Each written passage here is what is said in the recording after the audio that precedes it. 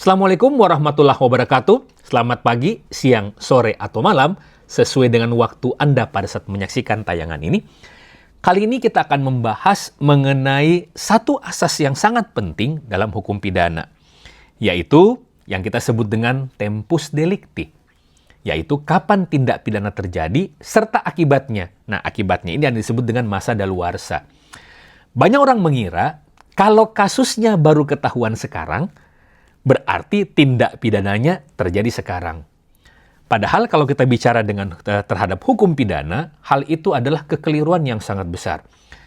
Karena apa? Karena kalau kita bicara masalah hukum pidana, yang menentukan itu bukan kapan kasusnya terungkap, tetapi kapan perbuatannya dilakukan.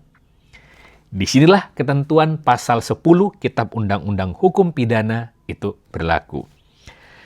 Kita lihat pasal 10. Waktu tindak pidana merupakan saat dilakukannya perbuatan yang dapat dipidana. Kalau kita membaca penjelasan pasal 10, waktu tindak pidana dalam ketentuan ini misalnya A. Saat perbuatan fisik dilakukan, B. Saat bekerjanya alat atau bahan untuk menyempurnakan tindak pidana, atau C. Saat timbulnya akibat tindak pidana. Ketentuan ini tidak membedakan antara tindak pidana formil dan tindak pidana material. Pasal 10 KUHP itu seperti penanda waktu, ya, seperti suatu titik dalam perkara pidana. Kalimatnya sederhana, tapi efeknya besar, yaitu tempus delicti, waktu perbuatan dilakukan, bukan waktu audit itu keluar, tanggal kerugian keuangan negara dihitung, tanggal penetapan tersangka, atau tanggal kasus itu viral. Apa akibatnya kalau kita salah menentukan tempus? Dampaknya bisa kemana-mana. Tempus delicti ini sangat penting karena menentukan minimal 3 hal. Yang pertama adalah hukum mana yang dipakai. Ya, seperti video-video yang lalu, kita menggunakan KUHP yang lama atau KUHP yang baru, Undang-Undang Tipikor yang kita pakai atau KUHP dan seterusnya. Apakah ada aturan yang lebih menguntungkan? Juga di video yang lalu kita sudah membahas masalah lex favoreo. Kemudian, ini yang terpenting akan kita bahas di video ini, apakah perkara tersebut sudah daluarsa? Apa itu daluarsa? Hak menuntut oleh negara sudah lewat atau belum. Nah, kita akan fokus di yang bagian yang ketiga itu. Daluarsa dalam pidana itu artinya batas waktu.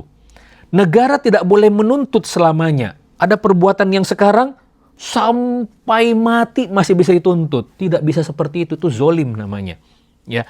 Kalau batas waktunya sudah lewat, maka kewenangan negara untuk melakukan penuntutan maka gugur dengan sendirinya.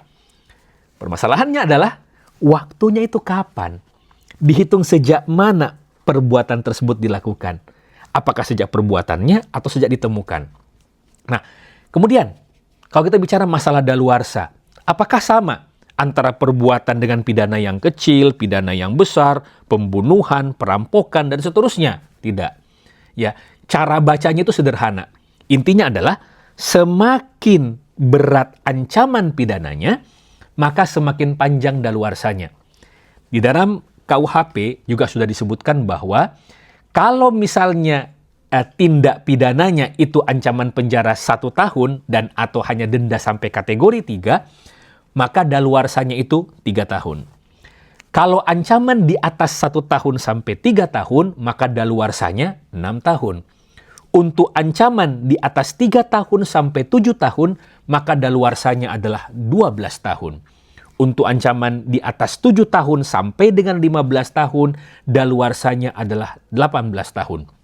Untuk ancaman sampai dengan 20 tahun seumur hidup atau pidana mati, maka daluarsanya adalah 20 tahun. Nah, khusus untuk pelaku yang dilakukan oleh anak, artinya yang belum dewasa, maka tenggat waktunya itu lebih pendek, hanya 1/3 daripada tenggang waktu dari masa daluarsa tersebut. Jadi, kalau kita lihat lagi, Pak, ini dihitungnya sejak kapan? Intinya adalah dihitung mulai 1 hari setelah perbuatan dilakukan. Setelah perbuatan dilakukan. Bagaimana kalau perbuatannya itu berlangsung berkelanjutan? Nah, ini nanti akan kita bahas di video yang terpisah. Ya. Nah, sekarang kita bicara dari konteks pengadaan barang atau jasa. Tahun 2025, ada dokumen serah terima pekerjaan yang ditandatangani. Kemudian di kemudian hari, baru ketahuan ada masalah. Ya, ada perbuatan di situ, ada mens rea di situ. Auditnya dilakukan di tahun 2027. Kemudian penetapan tersangkanya tahun 2028. Nah, kalau gitu tempusnya itu kapan? 2025 kah? 2027 pada saat audit muncul atau penetapan tersangka 2008? Maka tempusnya tetap pada tahun 2025 saat perbuatan yang dipermasalahkan itu dilakukan oleh para pihak. Audit boleh keluar belakangan, tetapi audit bukan penentu waktu untuk tindak pidana. Nah, karena tempusnya pada tahun 2025, maka daluarsanya juga ditarik pada tahun 2025. Kalau ancaman hukuman pidananya itu tadi adalah 20 tahun, seumur hidup atau pidana mati, maka daluarsanya adalah 20 tahun. Negara baru kehilangan kesempatan untuk melakukan tuntutan pada tahun 2045.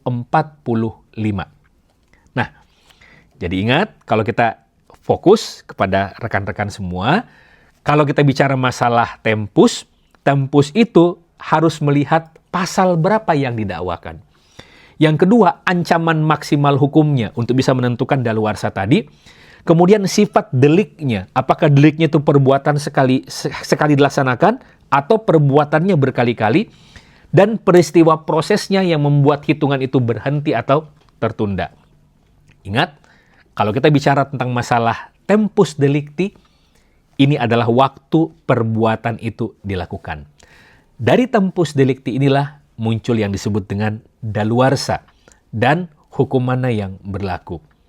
Jangan sampai kita berpikir bahwa ini baru ketahuan sekarang, maka hitungannya sekarang. Ingat, yang dihitung adalah kapan perbuatan tersebut dilakukan.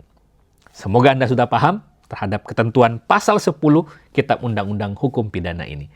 Terima kasih. Wabillahi taufik wal hidayah. Wassalamualaikum warahmatullahi wabarakatuh dan salam pengadaan.